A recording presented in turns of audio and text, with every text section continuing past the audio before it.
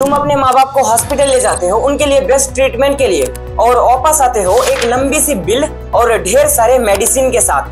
क्या तुमने ये चीज नोटिस किया है कि उनको गलत ट्रीटमेंट भी कर सकते हैं, गलत दवाई या गलत टेस्ट भी कर सकते हैं, यहाँ तक कि गलत ट्रीटमेंट भी कर सकते हैं, जिनके कारण बहुत ऐसा पेशेंट है जो मर भी जाते हैं। आज मैं वही बताऊंगा, वो भी प्रूफ के साथ।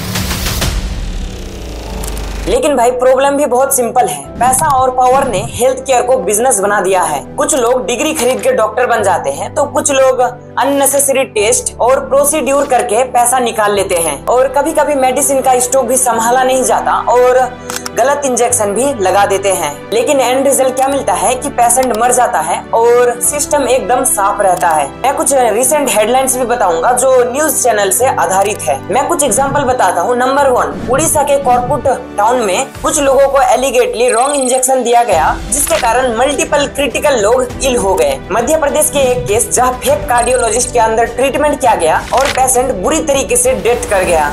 अभी इन्वेस्टिगेशन चल रहा है और इसी तरीके का केस कई सारे आते हुए दिख रहे हैं। लेकिन आपके भी दिमाग में ये सवाल चल रहा होगा कि आखिर ये स्कैम चलता कैसे है। मगर दोस्तों ये बिल्कुल सिंपल है। अब मैं आपको बिल्कुल सीधा लैंग्वेज में समझा रहा हूँ कि आखिर ये स्कैम चलता कैसे है। पहला, fake under qualified practitioners market से सर्टिफिकेट निकाल कर क्लिनिक खोल देते हैं और फिर पेशेंट को सीरियस प्रोसीड्यूर दी जाती है बिना कोई क्वालिफिकेशन के। दूसरा, मेडिकेशन एरर, इसमें स्टॉक मिक्सअप या एक्सपायर्ड ड्रग या नर्स या कंपाउंडर से गलत इंजेक्शन दे दिया जाता है। और तीसरा, प्रॉफिट ड्राइवन प्रोसीड्यूर, इसमें होता यह है कि स्टेंट लगवाना, सर्जरी करवाना और अननेसेसरी टेस्ट करना सिर्फ पैसे के लिए। और इन तीनों चीजों का रिजल्ट ये मिलता है कि पेशेंट का हेल्थ खराब हो जाना, फैमिली का फाइनेंशियली वीक हो जाना।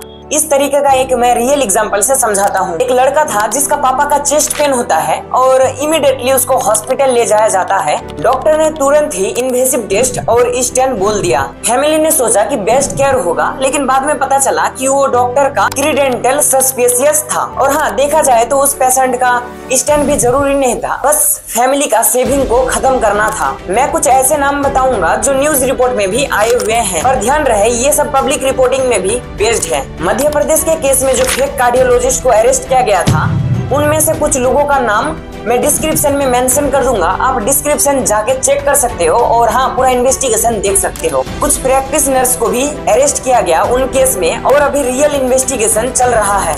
मैं किसी पे भी बिना प्रूफ के इल्जाम लगा नहीं रहा हूँ। क्यों बार बार ऐसा हो रहा है, इनका भी कुछ रीजन है। वेरिफिकेशन वीक है और फेक डिग्री नेटवर्क्स पुरानी और वाइड सेपरेट है। अनफॉर्मेंट भी स्लो है। हर क्लिनिक और प्राइवेट हॉस्पिटल का प्रॉपर एड्यूट नहीं है। लीगल प्रोसेस बहुत ही ज्यादा स्लो है। विक्टिम्स थक जाते हैं और केस सेटल नहीं होते हैं। Economic procedure, private hospital profit motive पे चल रहा है और ट्रांसपेरेंसी बहुत ज्यादा कम है। और सबसे इम्पोर्टेंट पार्ट, तुम या तुम्हारे फैमिली मेंबर में कोई भी हॉस्पिटल जाते हो तो ये 6 चीजें जरूर करना। डॉक्टर रजिस्ट्रेशन नंबर लो और वेरीफाई करो स्टेट मेडिकल काउंसिल साइट पे जाकर। सेकंड, ओपिनियन लो जब डॉक्टर इन्वेसिव प्रोसीड्यूर रिकमेंड करे। स्टेंट सर्जरी और लाइफ थ्रेटनिंग इमरजेंसी नहीं है। कोई भी ब्लैंक कंसेंट साइन मत करो।